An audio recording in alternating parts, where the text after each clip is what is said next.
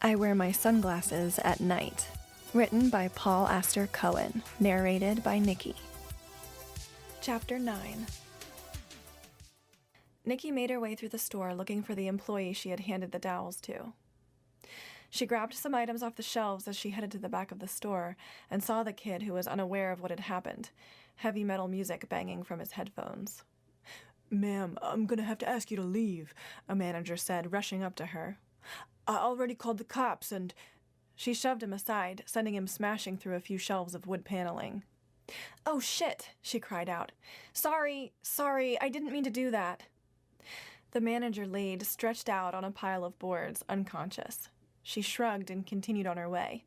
She tapped the worker on the shoulder and he looked up and smiled. "Oh, hey." He pulled out his earphones. With her now heightened sense of hearing, the music coming from them nearly deafened her. "Can you turn that shit off?" she screamed, attempting to cover her ears with arms full of axes and blades. "Sorry." He paused the music app on his phone. "I'm almost done if you wanna—" He noticed the destruction behind her and gathering throngs of people. "Wait." "This'll be fine," she said, grabbing a pile of newly shaved steaks and noticed a pair of sunglasses tucked into his apron and yanked them out. "Thanks, hun. Employee of the month material right here. When your boss wakes up, tell him I said so." She gave him a wink and slid the sunglasses on. He blushed. "Anytime." The worker watched her behind, peeking out from the bottom of her cutoffs as she walked through the crowd of gawkers. "Anytime." The dwarf and Shecky met her at the exit. "Here, take these to the car," she said as she dropped the heavy load of weapons at their feet, tucking one stake into the waist of her shorts. "Where are you going now?" "To get some answers." A trail of gray smoke followed her as she leapt over cars and trucks in the parking lot, stumbling as she attempted to stick the landing over and over again. He was shivering in a cloud of thick smoke, his skin sizzling like thick bacon on a skillet, when she found him tucked inside of a small cement drainage ditch across the street from the store, his worn boots sticking out. She gripped his ankles and yanked him out into the sun. "Where is Derek? Where is my boyfriend?" Enough, he moaned, attempting to speak without his jaw. She punched him in the gut, her hand getting stuck in the meat and bone of his ribcage as he flinched in pain. "Oops, I need to work on that." She flung his meaty bits to the side. "Anyway, where's Derek?" No answer. She backhanded him. "Where?" He moaned again, motioning to his missing jaw. Yeah, I know. My bad," Nicky said, looking over her shoulder, thinking about trying to get the missing piece from the lot and attach it before realizing that was a stupid idea, and turned back to him. She looked around for something to write with and saw a pickup nearby. She smashed a window, ripped open the door, and found a pen. "Here, write it. Where is he?" He looked around and then motioned for something to write on. "Damn it, man, do I have to do everything here?" She held out a palm, but it was covered in blood. She held out her other, which was the same.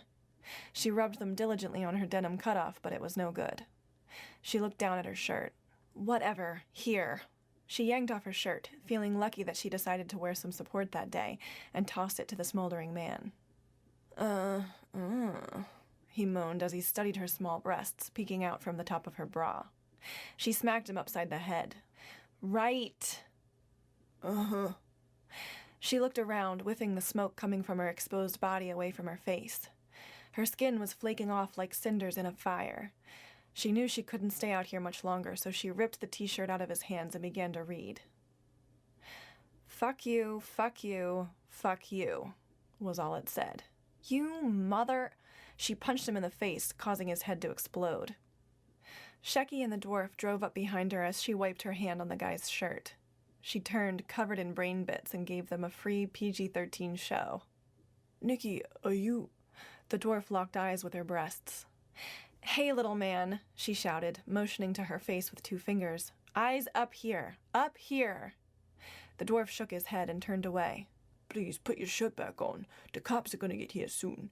We should probably make ourselves scarce." She threw on her shirt and winced as the material against her crispy skin now hurt. A lot.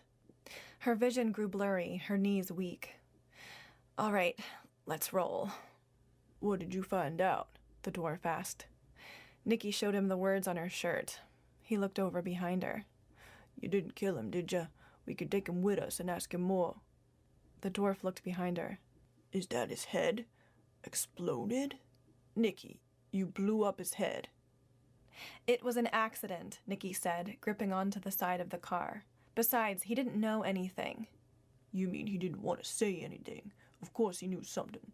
He was our only link to your boyfriend, to the nest, or base, whatever you want to call it. Come on, Nicky. Hey man, I'm new at this shit. Give me a break. Shaggy leapt from the open window and the dwarf followed. Nicky used the dwarf's balding head to steady herself as the three of them gathered around the headless corpse. We just gonna leave him here? The dwarf asked, looking up at Nicky. She looked down at whatever was left of the man and shrugged. She pulled the stake out from the back of her shorts, slowly knelt down, adjusted her fingers around it, then slowly shoved it into his chest. She pulled it out with a wet, soupy slurp and carefully stood up. That should do it, I guess, she said with another shrug. I was expecting more, the dwarf said, scratching the side of his head. Yeah, me too. You sure you got the heart? I mean, I think so. Maybe you should try again. She handed him the stake. You try it then. Fine. The dwarf gripped the stake with both hands, then used his finger to measure where the heart should be on his chest, according to what he learned in school. All right, it should be here. Right here. Shecky and Nicky backed away silently and got to the other side of the car. The dwarf brought the stake high above his head and slammed it into the chest cavity. There was a booming eruption of blood, innards, and tattered pieces of clothes that shot up and around the car like a burst fire hydrant. The coyote and the girl poked their heads over the hood to see what had happened. The dwarf was still on his knees, dripping with gore, holding the stake in the center of a pile of meat as police sirens wailed in the distance. He popped open one eye as they walked up, careful not to slip on the mess. I think I got it, he said, spitting out some of the man's insides. I think so too, Nicky agreed, her body almost completely charred.